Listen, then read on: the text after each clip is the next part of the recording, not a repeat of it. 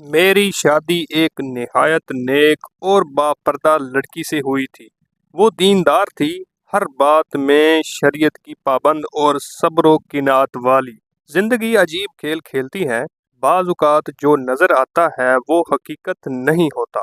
मैंने अपनी बीवी को बेवफा समझा, मगर जब हकीकत सामने आई तो मेरे कदमों तले जमीन निकल गई। शुरू में तो सब ठीक था, लेकिन कुछ ही महीनों बाद उसने कहा कि मुझे जॉइंट फैमिली में घुटन महसूस होती है।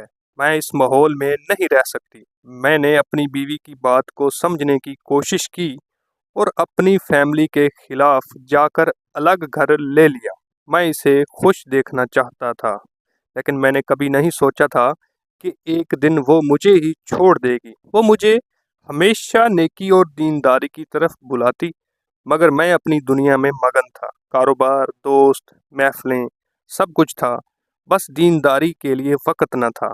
मैं समझता था कि सब कुछ मेरे काबू में है, लेकिन कुदरत के फैसले इंसान के बस में नहीं होते। शादी के इब्तदाई दिन बहुत खूबसूरत थे। वो हर काम में मेरा ख्याल रखती, मेरे आराम का ध्यान रखती, यहाँ तक कि अगर मैं थका हुआ घर आता तो पानी तक हाथ में थमा देती। मैंने सोचा था कि शायद हर बीवी ऐसी ही होती है, मगर वो कुछ अलग थी। वो नमाज की पाबंद थी, मुझे भी तरगीब देती, मगर मैं हमेशा हंसी में टाल देता। नमाज पढ़ लो, अल्लाह तुम्हारे रिस्क में और बरकत देगा, वो अक्सर कहती। अल्लाह की रहमत है, वो मुझे सब कुछ दे रहा है, चाहे मैं नमाज पढ़ूं या ना पढ़ूं। मैं जवाब देता और वो चुप हो जाती। फिर आहिस्ता आहिस्ता उसकी खुशी कम होने लगी। जो लड़की हंसती थी, बातें करती थी, वो अब खामोश रहने लगी। मैंने समझा कि शायद नया माहौल है, आदत हो जाएगी।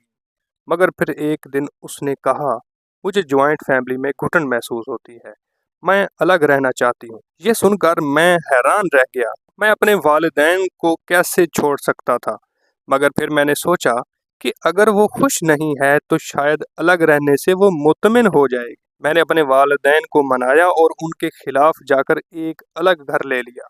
हम अलग हो गए, मगर मेरे दिल में कहीं ना कहीं एक खलश रह गई थी।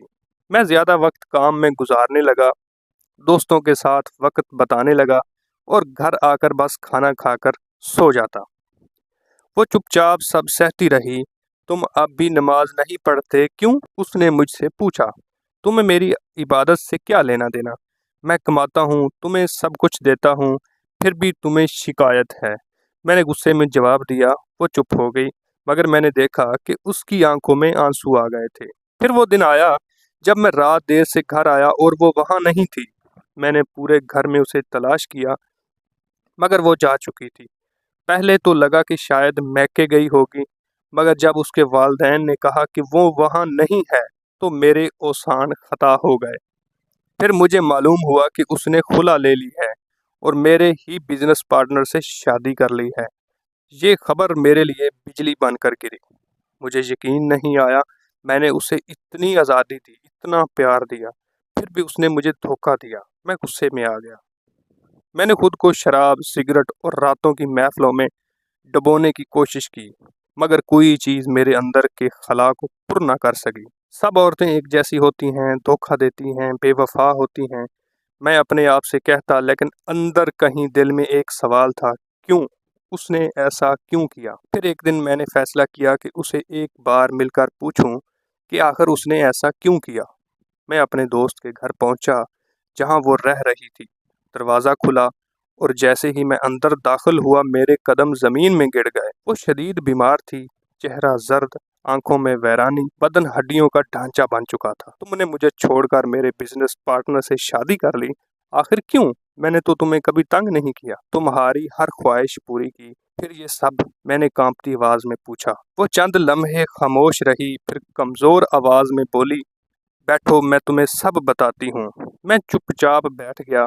वो कुछ देर खामोश रही, फिर जैसे हौसला जमा करके बोली, मैं तुम्हें कभी नहीं छोड़ना चाहती थी, मगर मुझे मजबूर कर दिया गया। कैसे? किसने मजबूर किया? मैंने बेचैनी से पूछा। तुम्हारा बिजनेस पार्टनर फहद। मेरा दिल दहल गया। क्या मतलब? वो हल्की सी तलख मुस्कुराहट के साथ बोली, जब हम अलग घर में शिफ्ट हुए तो तुम मसरूफ़ हो गए। मैं अकेली रहने लगी। फ़हद अक्सर घर आता जाता था। तुम्हारा करीबी दोस्त जो था, पहले तो मैंने नज़रअंदाज किया, मगर फिर उसने धीरे धीरे मुझ पर नज़रें गाड़नी शुरू कर दी।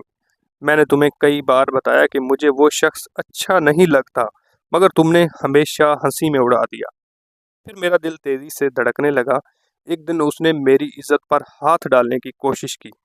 मैंने मज़ाहमत की, मगर वो कहता रहा कि तुम तो पहले ही किसी के काम की नहीं, क्योंकि तुम्हारा शोहर तुम्हें वक्त नहीं देता। मैंने खुद को बचाया, लेकिन मैं टूट गई। मैंने तुम्हें फ़ोन किया, तुम नहीं आए।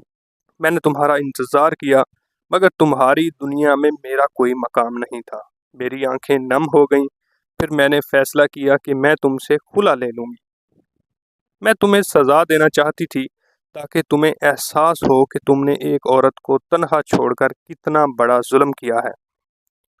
मगर फ़ाहद ने कहा कि अगर मैं इससे शादी कर लूँ, तो वो मुझे तोहफ़्फ़ुज़ देगा। मैं मजबूर हो गई, क्योंकि मेरे वालिदैन भी मुझे कबूल करने से इनकार कर चुके थे। मुझे लगा जैसे किसी ने मेरे दिल पर तेज़ धार छुरी चला दी हो। और अब मैंने लरजती आवाज़ में पूछा, अब कुछ बाकी नहीं? फ़हद ने मुझे सिर्फ 1 साल बाद तलाक दे दी। मैं इज्जत, रिश्ते और तुम्हें खो चुकी हूँ। अब मेरे पास सिर्फ चंद दिन बाकी हैं, क्योंकि ये बीमारी मेरे जिस्म को ख़त्म कर रही है। वो चली गई, हमेशा के लिए। और मैं अपनी सारी ज़िंदगी इस पछतावे के साथ गुजारने पर मजबूर हो गया कि अगर मैंने उसके जज्बात समझे होते, तो शायद वो आज भी मेरे साथ होती।